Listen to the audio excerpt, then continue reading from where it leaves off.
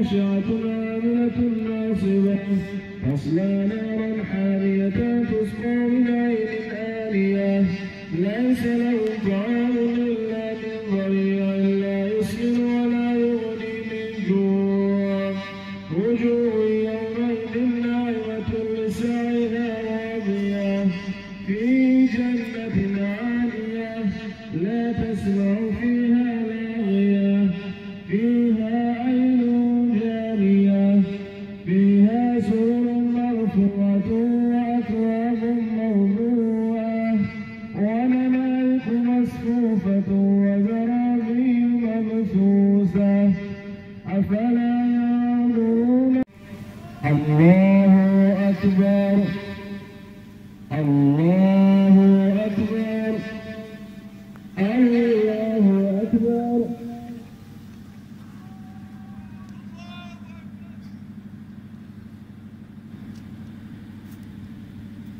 سمع الله لمن حمده الله أكبر الله أكبر الحمد لله رب العالمين الرحمن الرحيم مالك يوم الدين إياك نعبد وإياك نستعين اهدنا الصراط المستقيم صراط الذين أنعمت عليهم غير المغضوب عليهم ولا الضالين سبح اسم ربك الأعلى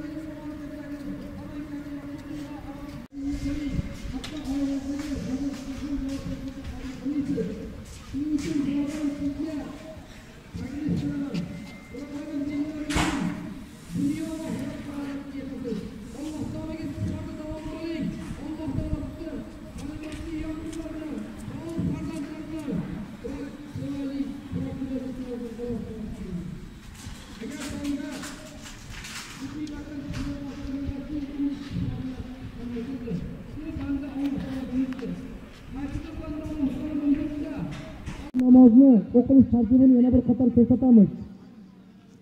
Ana o'rtada turgan namozni o'qilishni to'xtatgan ekanlar.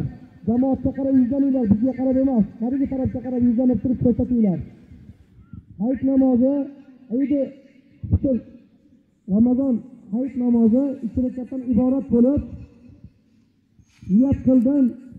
Ayda fitr Ramazon hayit namozini o'qishga imomga xudo qildim Alloh rizosi uchun.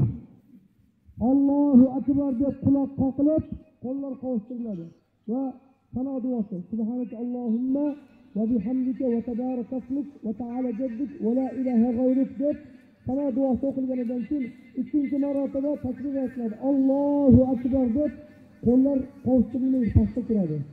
Va yana ikkinchi marotaba Allohu akbar deyiladi.